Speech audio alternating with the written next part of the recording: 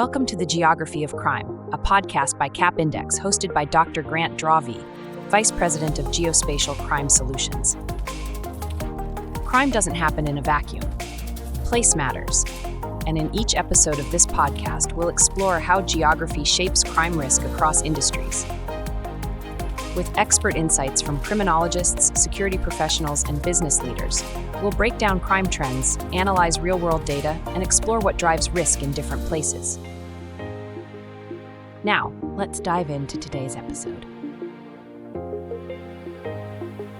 Good day, everyone. I'm Grant Drawvey, the host of the Geography of Crime podcast, and today I have a distinguished pracademic, Dr. Noah Fritz, who is currently at the University of Akron. Noah, go ahead and introduce yourself.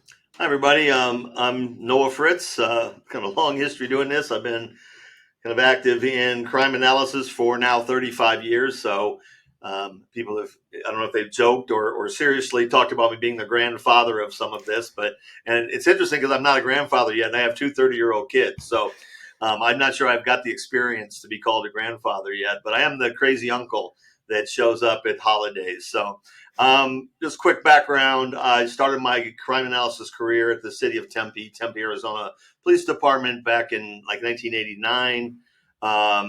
Left, and I've had the good pleasure of working for Tempe, Arizona, Fairfax, Virginia, and San Diego County Sheriff's Department. And the second time I came back to Tempe, I served on all three of those agencies on command staff. So as a crime analyst, as a professional staff, pretty rare that someone who is not sworn raises up in the ranks. So I feel very blessed and honored to have had that opportunity and really played a role in improving those agencies. I've also done consulting work and training for the Denver Police Department. So I've also been a past president, charter member of the International Association of Crime Analysts. I think I'm the only person that's attended 34 out of 35 conferences. I've presented. I was the past president for 3 terms, a treasurer. So I've been very instrumental in bringing the crime analysis profession up through that International Association of Crime Analysts. During my term, what I'm most proud of and what I'm known for is that we set up the crime analysis certification program. We published our first book, Exploring Crime Analysis, which this year will come out with the 4th edition that helps individuals read about the skill set, essential skills to become certified. And we also set up a training series that now is very popular, both in person, online, and webinars. And so I hope that's part of my legacy, and that I did receive the Lifetime Achievement Award from the ICA, and I'm also got the Ambassador Award. I brought in over a dozen or so students over the years, but I got the award one year because I brought in a group of basically sworn folks from the Ghana Police Department in Ghana, Africa, and I was honored with that award for my work with them, mainly with GIS and crime mapping capability. I was there for about 3 weeks. About 4 or 5 years ago now. And that was a pleasure to be with those guys. And some of those guys are still colleagues and friends, and built some good relationships. Have a PhD from Arizona State University, same place I've got my master's degree. And I'll talk about that later, probably in the podcast. My dissertation was a hotspot study, crime hotspot study of the city and county of Denver. And then for 6 months, I did an ethnography. I lived in that neighborhood and interviewed people that lived there, worked there, played there. I got my master's degree and studied the missing children issue, mainly how the media handled that. And I've got my undergrad from Illinois State University, give them a plug from years ago in both a double major in sociology and criminal justice. Just recently, this is my second semester at University of Akron. I've been very much always drawn back to being a practitioner. So I did do a 5-year stint at the Metropolitan State University of Denver, a tenure track position.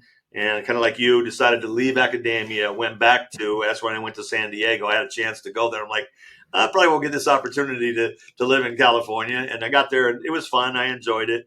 And then I got recruited to go back to Tempe by none other than a kid that I hired as a intern. And then a decade later, he recruited me back to become the basically the manager of what we called Spark, Strategic Planning, Analysis, and Research Center.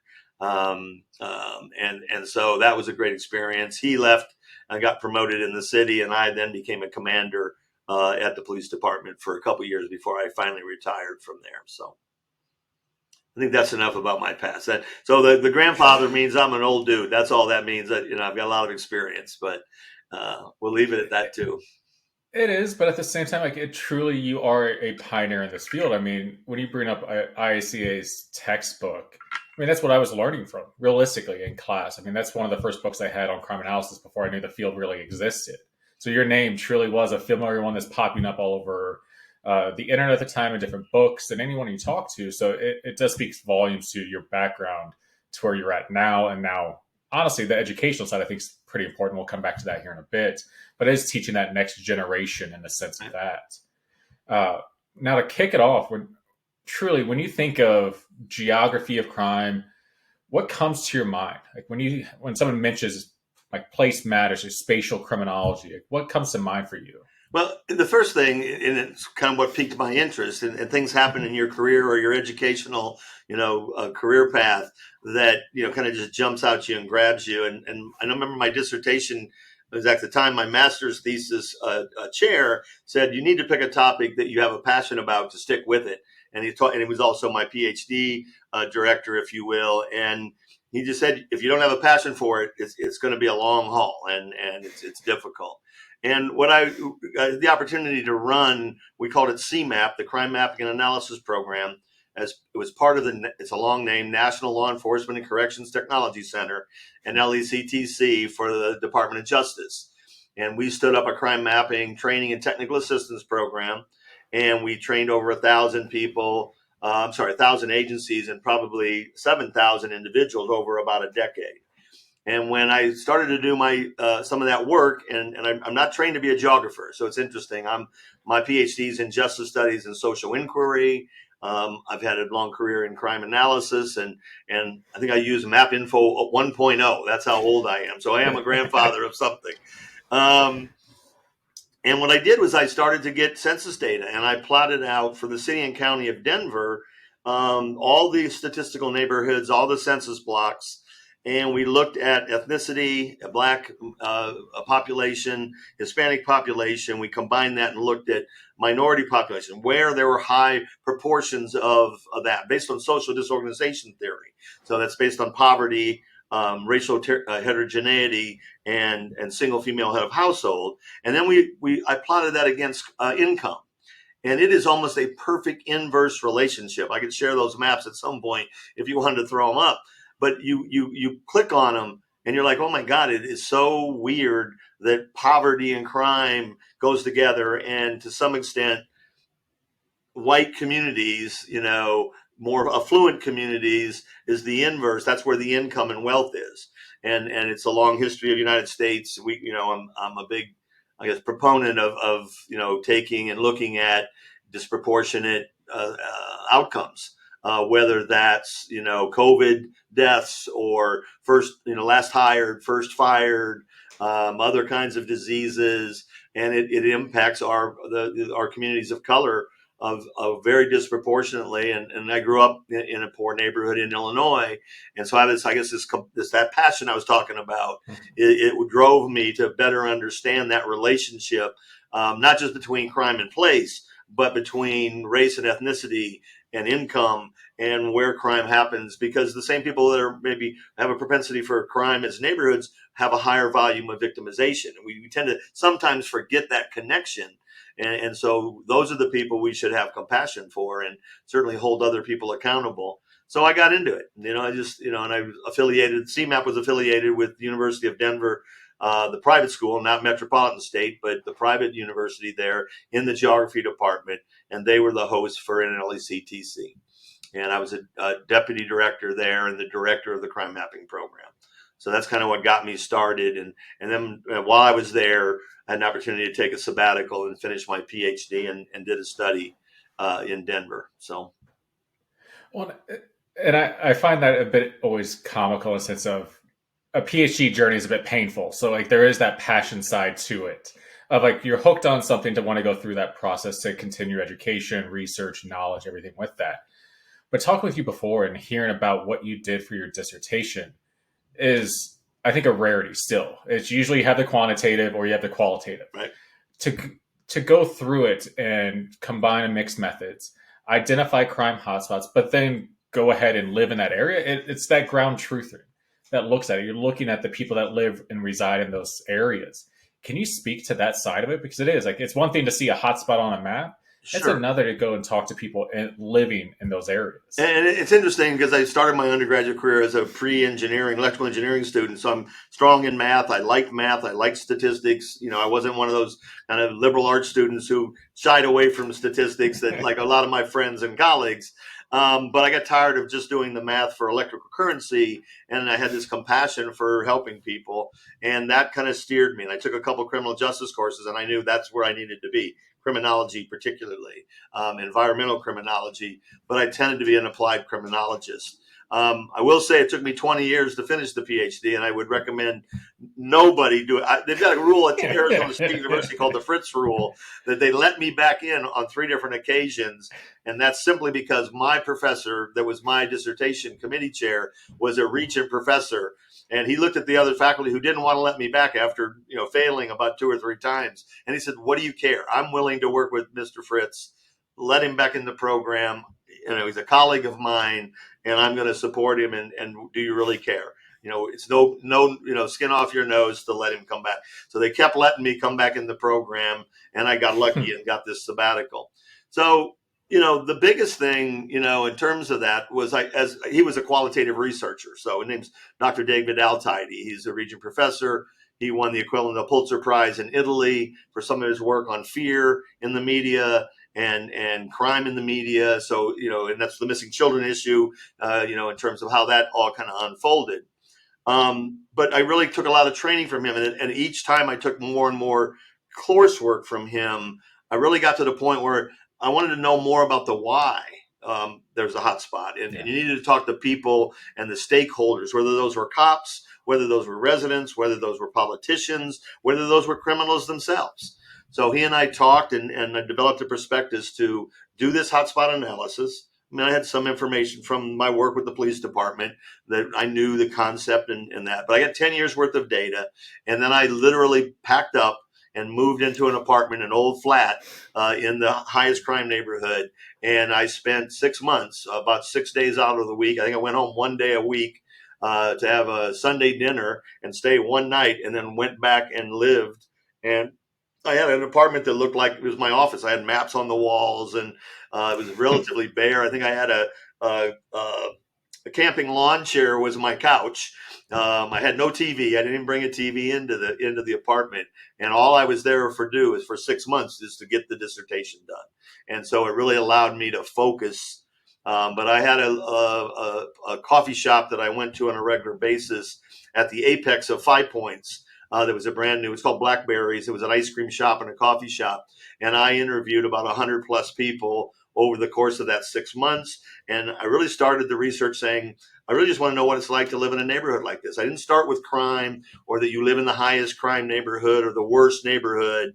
Some of that was just to really get to understand the context in which they found themselves. Not from I talked to cops and they obviously had a different perspective on that neighborhood, but everybody I interviewed, I think I told you that in our pre-interview, I did a Mylar map, one of those tourist maps that folds into 3, and I did a mental map, and every person I interviewed, I said, we circle the 3 locations in the city and county of Denver where you wouldn't go or you don't want your kids to hang out in that you think is the most dangerous. And out of 100 people, including politicians, who wrote on that map, who drew circles on that map, none of them picked 5 Points.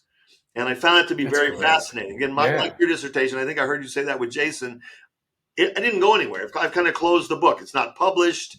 I haven't pushed it. I've used it in my career, obviously, and hands-on experience. But I thought that was pretty profound. And maybe to qualitative researchers, that isn't. It's contextual, right? Mm-hmm. I think our politicians and our cops and our leadership in public safety needs to appreciate. That's really what community policing is about, is understanding their world and then developing services, whether that's police services or social services or juvenile services or job services that evolve around what their needs are. And we tend to think through ethnocentrism that we know better than what they know, and we might be experts on things, but we're not listening. And so that's my biggest takeaway from that educational experience was, let's, be very, and that's true with the officers. What is the officer experience? We have chiefs of police and executives who were on the street 20 years ago think they know better than these 21, 22-year-old cops. And they probably do from experience, but if they don't listen to them, there's a disconnect between, why people don't want to become cops. I mean, that's just a really good example. So. Oh, sure. And I think you're hitting it there for some people, depending on where they live, that's the norm. So the idea of it being, say, high risk or anything, that's the risk tolerance is essentially just higher. So that is what they're used to on the day-to-day observation of us. That, to me, is so fascinating in terms of research. And you see some people discussing that now to come back to bringing more qualitative work, mixing it back in with heavy quantitative place-based, crime-based research. So it is nice to see it is almost coming full circle, which isn't shocking given how some research goes too. Yeah. But does bring us to kind of the idea of, over your career, where have those headaches been when you move in get more of a data-driven focus? Because it is crime mapping is one thing, and everyone likes a good, pretty map and dots on a map, and it's very visual. But it is to change based on data is tough. And as much as some people want to be change agents, being more data-driven does go against some preconceived notions or that gut instinct at times. So where have some of those pain points been for you over the years when trying to move in that data-driven position? Yeah, I've been lucky because I've worked for probably what I would consider one of probably the 3 top 10 most progressive agencies in the country. They're not New York, they're not LA, they're not, and those are just such huge bureaucracies. It's hard to get anything done, even if you had 100% support from the commissioner or the chief of police. But medium-sized agencies, university towns, progressive areas like Fairfax, Virginia, San Diego, even the lower ranks are a little more open to evidence-based practices or what I call common sense or sociology of everyday life, theories or ideas about how to improve. So I've been really lucky. That doesn't mean I still haven't been frustrated. I had a commander when I first started at Tempe. I used to go in and complain on a regular basis. I couldn't get this done. I can't get that done. And he says, you should just be amazed we get anything done in government. That was his comment. But I could never embrace that idea. So I've always pushed, and I've always been one to speak truth to power. And I think a lot of analysts are a little worried. They kind of take a back seat. They see themselves as a support function. And I always put myself out there. Now, I also think that advanced my career. I don't know of any other crime analysts who are civilian or professional staff that have moved all the way up the ranks into, say, a commander position. And I'm not bragging about that. I'm just saying you have to be bold and you have to, be that kind of a leader in order to be able to have that kind of influence. So I've been lucky that not only was I that type of person, but the people around me embraced that, right? Didn't push back against it. But policing tends to be antithesis to change. It's about inertia, and they constantly come back to doing what they do every day: answer calls for service, arrest. I'm so tired of hearing chiefs at ICP or other places say, "Oh, we can't arrest our way out of the problem," and yet we don't go out and change our agencies to fundamentally change that. Or community policing models that get you out into the community, and build those relationships. Going back to Sir Robert Peel, the police are the public and the public are the police. When are you going to not start listening to them? They're the eyes and ears of every city across the country, and you have to build relationships with them to be successful. So the biggest struggle is, and I've been pretty lucky, technology. I'm smart enough, or got lucky enough. I know enough about technology to talk to IT people, and I know enough about policing to bridge that gap. I feel like I'm translating, English between German and English, as a translator. And I was able to understand what the police wanted or needed, or what I thought policing should have, and convince vendors and convince our IT departments to kind of come forward. The 2 biggest ones that get me still today, and here we are in 2025. One is ODBC connectivity. It's a free open source database. Chris Bruce is a previous president of the IC. I'd recommend you talking to him a little. But he really pushes that hard, that it's not that hard to get connectivity to your records management system or your computer aided dispatch system, your 911 system, and extract all that data and build dashboards and run statistics on it and bring it into mapping applications and better understand that spatial and temporal distribution of crime. And there's a lot of good research out now about crime hotspots and crime clustering and temporal clustering and repeat offenders, right? We know that. I mean, this isn't, we're 50 years down the path. We have a good, clear idea of that. The other one is, for some reason, and I think it's power and control and the concern that somehow you'll mess up the data, they don't let analysts use Microsoft Access. And it's free with the enterprise license. And that gives you an ODBC connection to your data. And there's no reason, anything simpler than that, I can get to the data. And I can export it out to an Excel spreadsheet. That's the number one tool most analysts use. It's a pretty simple statistical tool. It's become very much more powerful. Oh, yes. But we have SPSS and SAS and what would R today. That's a free open source statistical application. GIS map ESRI provides statistical analysis. Power BI, you can build formulas into that, and there's really no reason we don't continue to push that access to that data internally.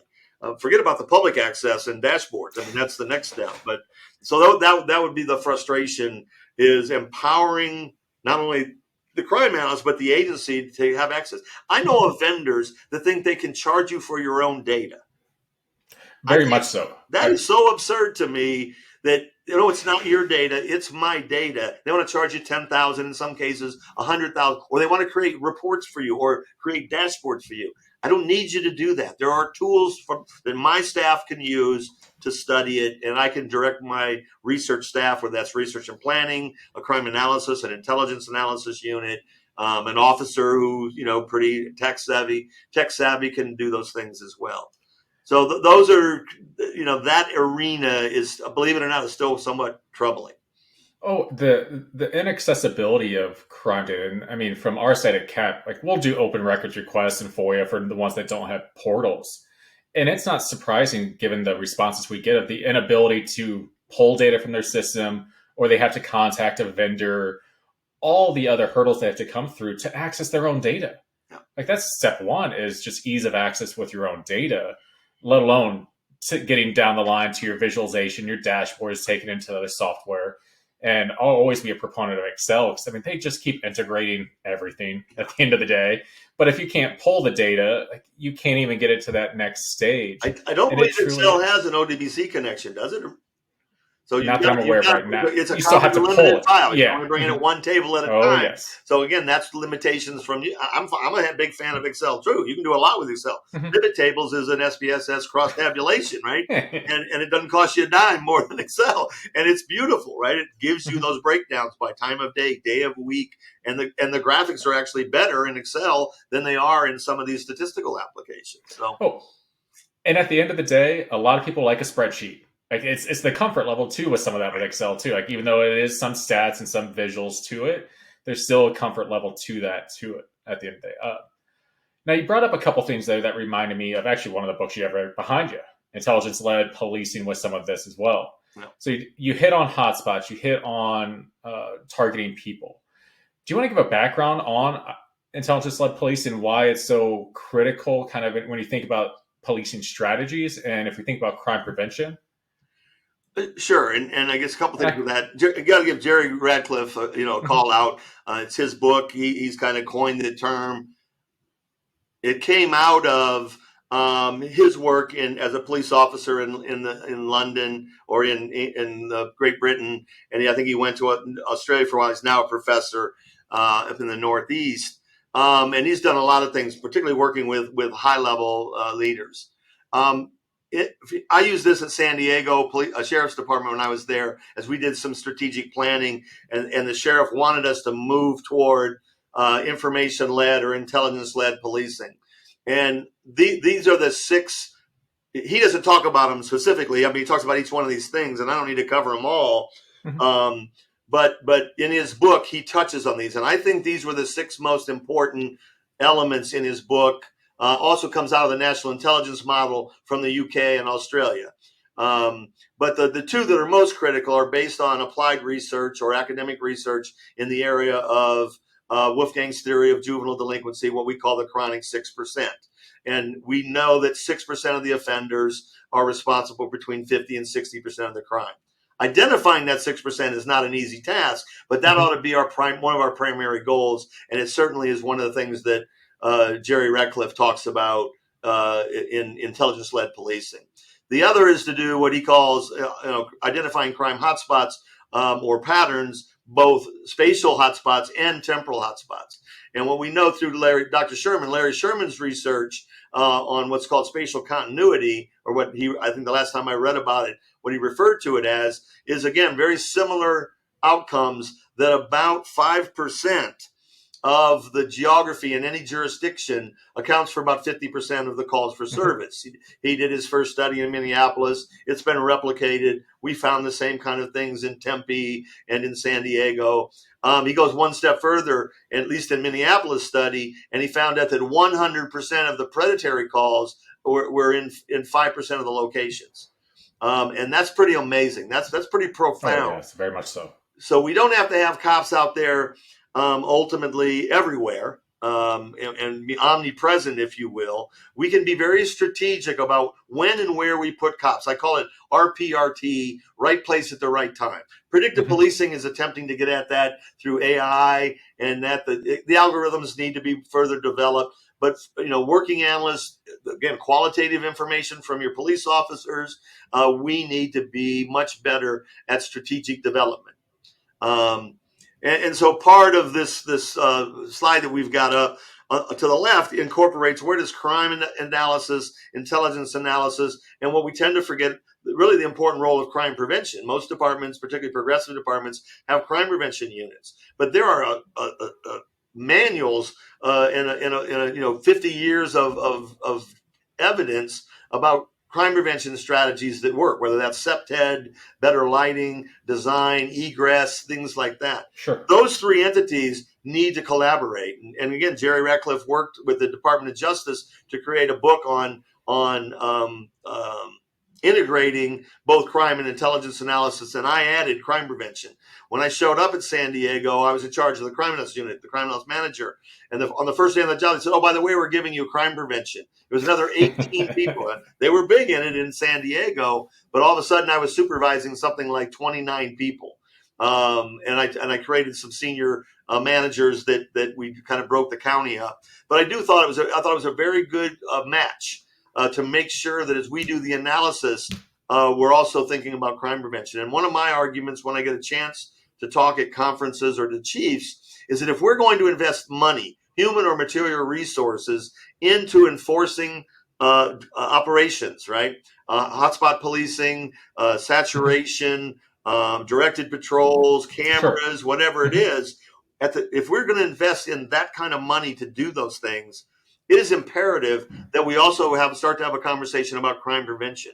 Get to the underlying factors. That's what problem-oriented policing is. So, that's nothing new to intelligence-led policing, but that has to be a part of that. And then there was an article in Chief of Police about using a sports analogy of game plans in a playbook, and we need to develop a game plan for every Friday night or every Saturday night when we know this is the crime problem. It's St. Patty's Day is coming up. What do we do? Now, we'll do that operationally, but we really don't think about crime hotspots or how can we prevent more victims. And so a lot of that is, in my opinion, that's what a crime analysis unit should do is develop those strategies, which is the playbook, do a scouting report on a regular basis. That's hotspot policing and temporal analysis, and then develop a game plan. And that's what ComStat should be. That's what these meetings they have. They call them tasking and coordinating meetings in the National Intelligence Model, and get together once a week or once a month and talk about not what just happened, but what are we anticipating next month, right? And we tend to always be reactive, and that's part of the problem with policing. And even with pop projects, we don't do assessments. We're on to the next problem before we even assess whether that strategy worked or didn't work. Somebody needs to stop that. And that's the partnership with academia or pragmatics or making sure the crime analyst is at the table, right? At the command staff table, or plays an active role in some of that. So, and I think you hit it there too, and you discussed on it or touched on it earlier, is crime analysts kind of sit in that lingo or in between kind of area of they can be asked to do almost like a Swiss Army knife of doing a lot of different tasks. That's where I like that analogy. It becomes, and I think that's where like the data driven side is kind of moving to is it evidence based, and we're seeing this heavily within the policing literature, with especially the American Society of Evidence Based Policing. But at the end of the day, like, if we did hotspot policing, or if we did targeted prolific offenders and wanted that list, is it making a difference? Like, what is success? Are we measuring it correctly? Did it have the outcome we expected? And it is, like, it's slowly moving that way. And I think there's a large enough group, but to your point, it's usually some type of collaboration of agencies, and be it academics or researchers, usually a DOJ kind of funded project that's doing it. Because for a lot of agencies or organizations, it's on to the next problem. And evaluation takes time. And at the end of the day, like a random controlled trial RCT is tough for agencies to kind of get into.